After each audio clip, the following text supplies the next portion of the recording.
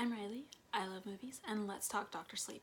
This movie is ridiculously long. It is 2 hours and 30 minutes, not including the 20-minute previews. That is a long time. That is almost 3 hours to be sitting in a movie theater. Did I sit through the whole thing? Yes. Let's talk if I enjoyed it, okay? So, it is a sequel to The Shining, which was directed by Stanley Kubrick, as Stephen King is famously hated it, mostly for the ending. As someone who's read the book, I can see why. But I also know that he took mostly like inspiration from the book. He didn't actually follow it to a T.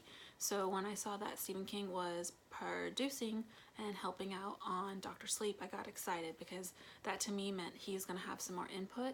And then I saw that Mike Flanagan was directing, who recently did House of Haunting Hill. I think that's what it is. It's on Netflix. It's fantastic. It's a good scary movie. Well, no, TV show. And he is really good at the like psychological scare, which is what I loved about The Shining. There are jump scares. Do you have to have seen The Shining to understand this movie? No. It is a little more cohesive and you understand some more of the parts if you have seen The Shining. It does make a little more sense, but you don't have to have seen it. Is it helpful? Yes. Do I recommend seeing it before seeing this one? Yes. It's enjoyable. I love that movie. It will make this one like 10 times better. This has great casting in it. You have Ewan McGregor as adult Danny, Rebecca Ferguson as the villain, Villainess, yeah, Villainess, sure, whatever, right? And then you have Alba is played by Kylie. She is the new little girl in this show. She's fantastic. I don't think I've seen her in anything else. You have Jacob Tremblay. You have one of my favorites, Cliff Curtis. He has been on the rise for a while. You've seen him in huge blockbusters like The Meg and Hobbs and Shaw, which, you know, the ridiculousness of those movies, but are fantastic anyway. He's great in those, and he's fantastic in this one. He had a more serious role, which I enjoyed him in. As someone who's read this book, there are different things in this movie. I'm not really going to talk about those because I think that Mike did a fantastic job of pulling from the Shining movie, more or less so than the book. So he did use the book for this one, but I think since Stephen King was there, they were able to do this mix of like previous movie, book, and then make this magical baby that is Dr. Sleep. So let's get into it because it's hard to talk about this without spoilers because it picks up right where The Shining left off with young Danny and his mom now in Florida to escape all the craziness that happened. And at the same time you have young Danny who's like refusing to talk and still seeing ghosts and all kinds of things. You meet Rebecca Ferguson's character, who is named Rose the Hat, but she's also called Rosie. And then she has this group of people. They're a cult. They're like a hippie cult, right? Which is funny and crazy, and they're like kooky cool. They do kill people, so that's not a good thing, you know, ever, right? But it's a movie, and she shows, as Danny is explaining, or he's talking to this ghost who talks about what his abilities are, that he calls it the shine. And the guy says, well, you need to dull your shine, don't let people see it because the ghosts are attracted to it. That explains why back into The Shining at the hotel, like he was able to see the twins and the lady in the bathtub and like all that kind of stuff because of his gift, right? And so while this is all getting explained, you're meeting, you know, Rosie, and she is seeing this other little girl who has shine, and her posse murder her, and they like suck up her shine. It's like this weird essence that comes out of their mouth, which is interesting because at the same time they call it shine, and to me, and then the lady next to me was like, is that their soul? And I was like, I mean, I don't know, like I didn't know her, and I was like, maybe like they call it the shine, so we're calling it the shine, and they feed on it, which makes them immortal. But we later learn that they're not immune. So like most things or creatures that are immortal, there are ways that they can die, right? So then you flash forward, and Danny is now a drunk, which is like a common theme in a lot of movies right now. People are drunks, which I just think is funny. Well, not funny, but you know what I mean. Like, it's just a way for people to cope with things, and Danny's not been able to cope with his life at all, which, you know, traumatic childhood, so I totally understand that. So, where does this leave us, right? This movie is just fantastic in the way it's set up It is ridiculously slow, though. The beginning part where you're meeting the crew and all this stuff is so long. Like, that's part of why it's 2 hours and 30 minutes. Like, it's so long. I understood why we need the backstory. I understood why we need to meet, you know, Rosie and her cultist crew. I understood why they need to explain the shine and all these things. And then once we flash forward and you see him like pick up in his life and start to turn it around, and he meets Alba, who's the new girl who has so much shine, like she can just kind of reach out to anybody. She's probably like the best one of them all. She's reaching out to Danny, and he's kind of like ignoring it a little bit, and because he's trying to turn his life around. He doesn't want anything to do with that. And then you see him, he starts to work at this hospice place, the night shift, and there's this cat, which is adorable and fluffy and just kind of random, and then it's like a killer cat almost. Like, I don't think they meant it to be, but they sort of did. He will go into the rooms and he'll like lay on the bed of these patients, and the patients like freak out because when the cat's there, that means they're gonna die. Like, the cat knows these people are gonna die. So Danny, the first time, he went into the room, and the guy's freaking out because death is scary, and he's scared, and he doesn't know what's gonna happen. And Danny's like, oh, you're gonna move on, like, it's gonna be fine, relax. And he's speaking to them like in his head, because that's part of his shine. And that's how Danny gets the nickname Dr. Sleep, because it is now 8 years and he's been working at the hospice this whole time.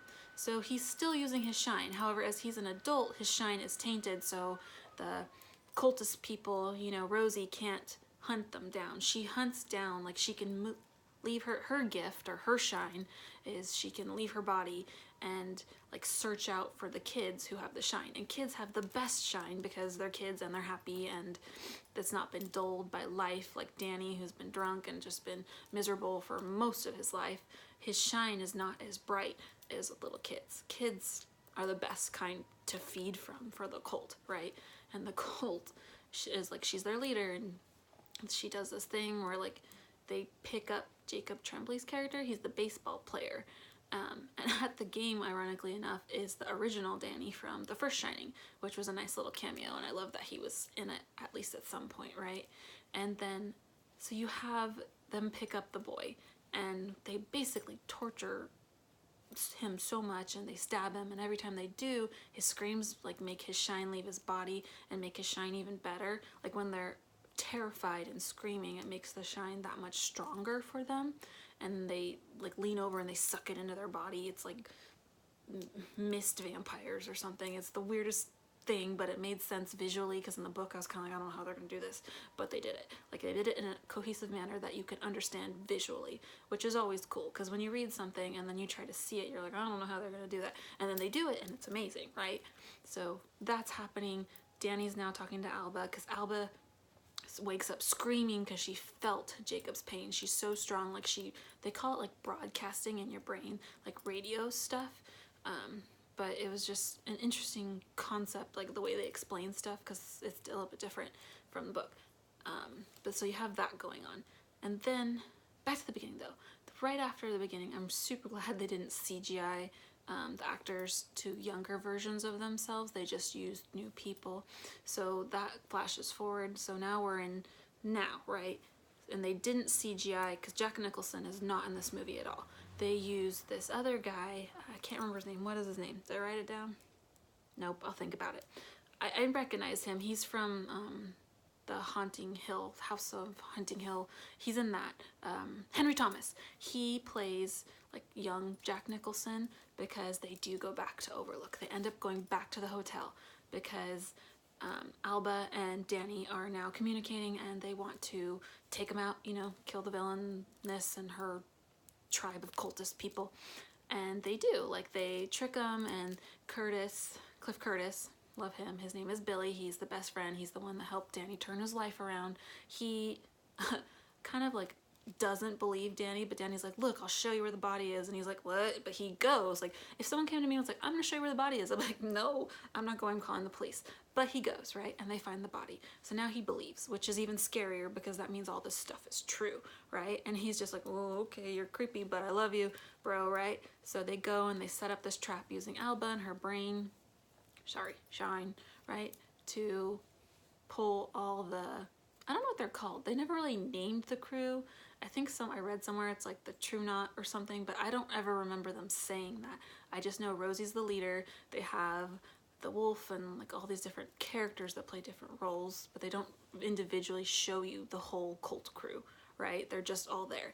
And they lure them to these woods and they basically kill almost all of them, but then the one has the power to like get people to do what she wants using her mind, and she has Billy kill himself, which I was so mad at that point because he was so helpful and so lovely and he just supported Danny to the most, and when he died I was just like one of those things where I'm looking at everyone going, did you see that? I mean, obviously they saw it because we're all in the theater together and we saw it together, but it's still just, I was like, what? And it just, I really wish he didn't die. But, you know, true to the book, so one of those things, right?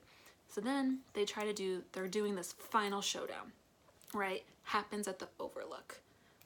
Okay, that is the hotel from The Shining. So if you haven't seen it, that's like where the main shebang happens, right? That's where it goes down. So he brings Alba and he has to go. Danny goes and he like turns on all the hotel, and the hotel's creepy, and he goes to the boiler room, which is important later. You know, all these little things that are important later that you don't think about till the end, and you're like, oh, that made sense, right? Which is like, okay, cool. So he goes to the boiler room, he turns all this stuff on, he tells Alba not to come in. That's where he sees Henry Thomas as young Jack Nicholson. So he's kind of mimicking his characteristics, and he's like talking to him and like, no, I don't want the drink and all this kind of stuff. And if you didn't read the book, it kind of doesn't make a lot of sense. It just seems like some guy trying to offer him a drink, and we know he's a recovering alcoholic, like he's been in AA, so he's not going to take the drink, right? So you're kind of like, it's kind of a toss-up whether you understand that or not. But then he's in the hotel, right? And you're walking through the hotel, you have the same carpet. Like, they rebuilt those sets beautifully. They look fantastic. They are spot on. You know, they're amazing. And that's where the showdown comes. So she shows up. They've made this plan. He is the distraction. He pulls her into his mind. She thinks she's in Alba's mind, right? Rosie does, because everyone's dead. She's the last one. She's pissed off. She's like, I'm gonna get her. She's eaten all her leftover shines that she keeps in these like bottles in this little cupboard area, and she's freaking out, right? And so they have this huge showdown. They do it in his head, and it didn't work. It was the maze from the first movie, which was a nice like a throwback to. It didn't work. Of course it didn't work, you know? It's like, it's too easy, right? So basically, she stabs Danny, and he releases all those boxes in his mind. You knew it was coming, right? It was such a huge thing in the beginning. Like, you had to have known he was going to release all these characters. They're back at the hotel, so of course he's going to release the twins, the bathtub lady, like everybody. And since they feed on the shine and she's sucked in all these shines, they feed on her. But then who's next? Danny. Like, he's still there, and he's trying to run, and then they get inside of him. And of course there's the whole thing where with Alba, and she saves him, but they have these cool things where like his leg is hurt in the same way that Jack Nicholson's leg was hurt in The Shining, and he's got the axe and he's limping through the hotel, and it's all these cool scenes that like flashbacks. And if you haven't seen it, like you wouldn't understand, but it's still creepy because all these things are inside of him. And then of course, you know, he gets her out of the hotel, like he gets a little bit of himself back, and then it basically ends with him sacrificing himself and finally blowing up the hotel, and you're just like, no, but yes! And then it was one of those things where it needed to happen, and all those ghosts are still around, and it ends with Alba telling her mom, you know, like, her mom knew before, but they all pretended like it wasn't a thing, and she's like, oh, Danny said goodbye, and Dad's okay, and all this stuff, and everyone's like, oh, okay. That's good. And her mom just kind of leaves. And then she shows her shutting the door, and she's locking the bathtub lady in a box in her mind. So of course, you know, open for another sequel. Is there another book? No, that doesn't mean he won't write one. Stephen King's amazing, and he writes 500,000 books. Like, every book he's ever written is, you know, he writes a lot. He's never gonna stop writing. They could obviously make one, because now Alba's the new amazing shine person. They could, but it ends with her, with how it started with Danny locking the bathtub lady in something in her mind. So that was a cool, you know, full circle moment where we're just like, yes. It does suck because Danny did sacrifice himself and the hotel is gone. So you know, like, that was how The Shining was supposed to end, and it didn't, because they didn't stay true to the book, so now you have it gone in this movie, which is fantastic because now there's nowhere else, and all those ghosts that have followed her, she knows how to take care of now and lock them in her mind. So this movie for me was probably about a B+. I was hesitant to give it an A because it was so long, like so long. The beginning when they're setting all this stuff up, it just took a little too long. They could probably have cut out like half of those scenes and I still would have gotten the point. You know, it just took so long in the beginning, but once we started picking up steam, like it was good. I was fully invested. I loved it. I love all the throwbacks to it. The hotel was fantastic. There's so many little Easter egg things, which if you hadn't seen The Shining, you wouldn't understand. And then there's certain parts where I want to see it again. That's how much I liked it. So, it was fantastic. Bye!